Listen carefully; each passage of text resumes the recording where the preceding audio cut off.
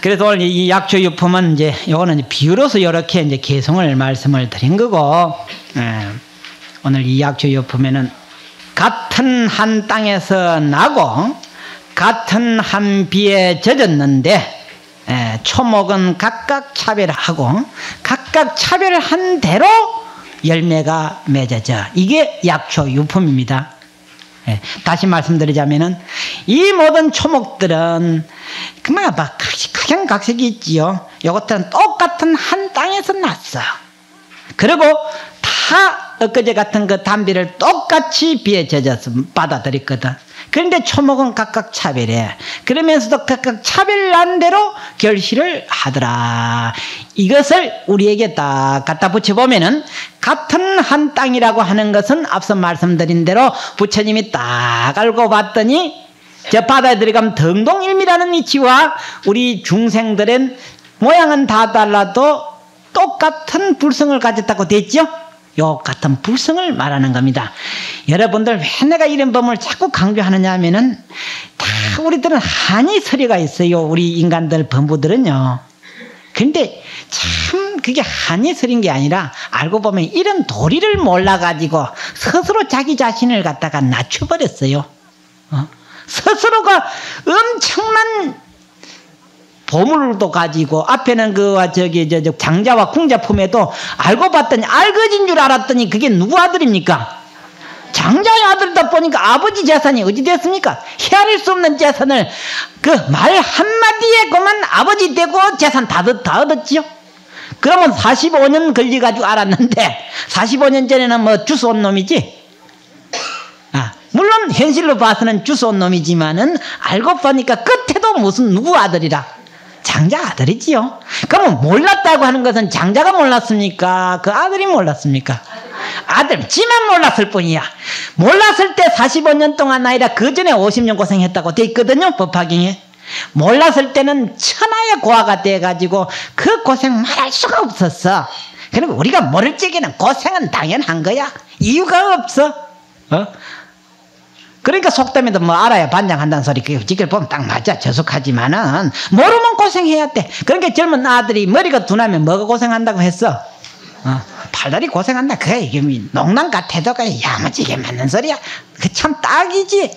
그렇다면은 우리가 고생한 거는 어째서 고생을 했어요? 살아가는데 결국 머리가 못 미치면 고생하게 돼 있어.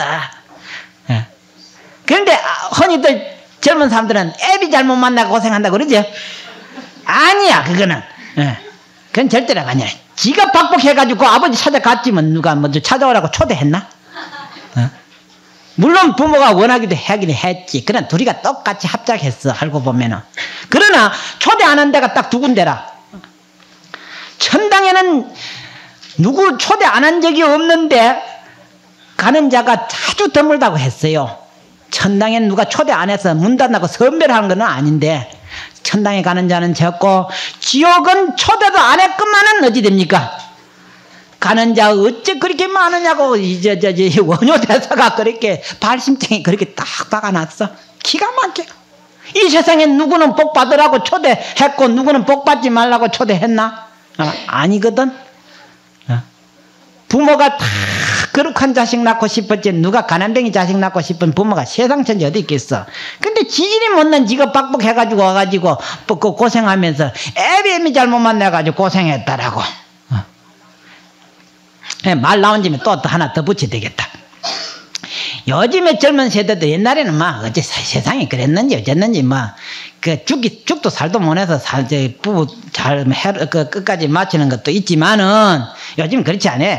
젊은 부부들이 툭 하면 이혼하고 툭 하면 싸우고 뭐 툭 하면 별거하고 그래. 그걸 프로 따지니까 한 70% 된다 하대 전체가. 그 왜 그러노 그 말이야. 그 참 그 기가 막힐 일인데 요즘 엊그제 누가 나와 그 설명을 한대. 참마 딱 맞아 떨어진 소리라. 그 이유를 따져보았더니 다 하나이면 둘났죠. 그게 영판공주같이 왕자같이 키웠어. 떠받쳐 놓으니까 이게 언제까지 그 섭성을 못 버리냐. 40이 돼도 못 버리더랍니다. 그래가지고 아들이 아프다고 하니까 70 넘어가 아들을 데리고 또 병원에 갔는데 이 녀석은 아프다고 엄마 다리를 떡 펴고 넣으시니까 이게 엄마는 또 배고플까 싶어 그 입에다가 귤까지 넣어주더라나.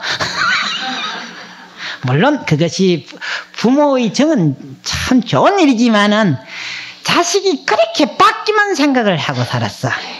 그리고 세상의 젊은이들이 공주와 왕자같이 이렇게 그저 떠받치주고 위해주는 것만 평생 배워가 몸에 익혀가지고 결혼을 해도 네가 내 위해라 하고 사니 조금만 생각 안 맞으면 그때부터 싸우니까 끝에는 이혼하고 그쯤 못 가면은 뭐 해야 됩니까?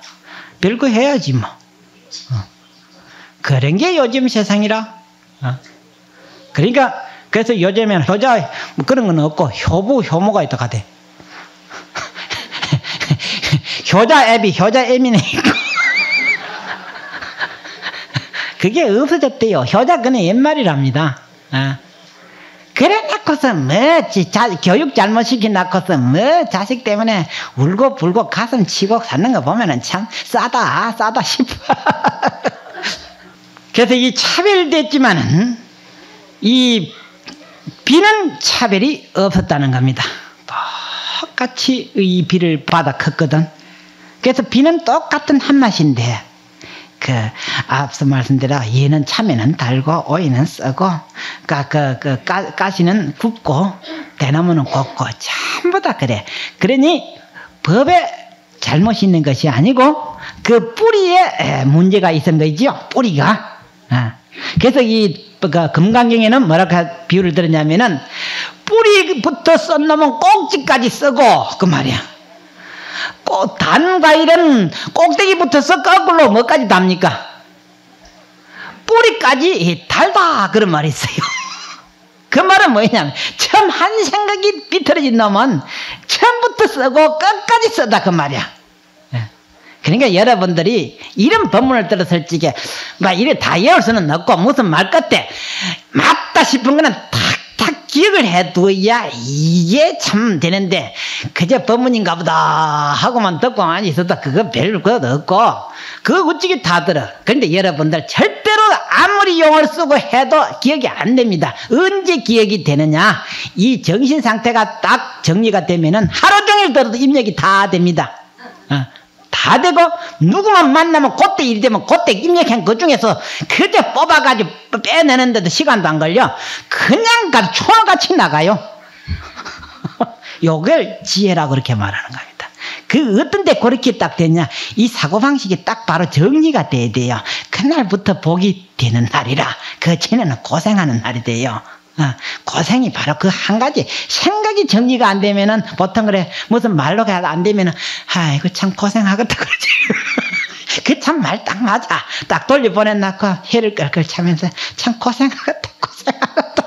그게 틀림이 없는 거라. 근데 여기에 이제 그래서 전부 다 자기 업대로 돼 있어서 받아들인 거라. 초발심에 소가물을 마시면은 우유가 되고 배암이 물을 마시면은 독이 되지요. 물은 독도 우유도 아니면서 먹은 자가 문제가 있었죠.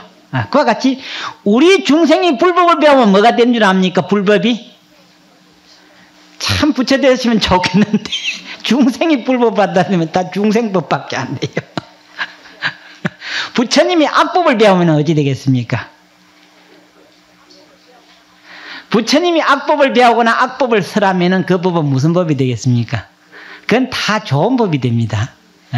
그래서 이걸 정확하게 말씀드리자면 삿된 사람이 불법을 배웠다고 해서 불법을 남한테 이야기해 줄 적에 그게 무슨 법이 되겠습니까? 사법이 된다고 돼 있습니다. 알겠습니까? 그러니까 우리가 불법을 배워가지고 남한테 불법을 얘기한다고 해도 가만히 들어보면 또 지 생각대로 하거든. 그게 참 묘해. 그리고 정인이 바른 사람이 사법을 배워가지고 말을 하면은 어찌 되겠습니까? 정법이 된다라고 되어 있습니다. 그러니 이 금강경에 무유정법이라, 정법은 정한 게 없습니다.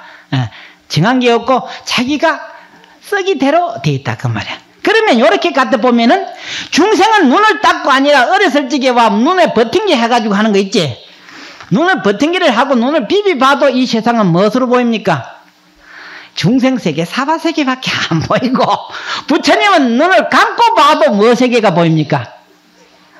극락세계고 불세계일 수밖에 없어요.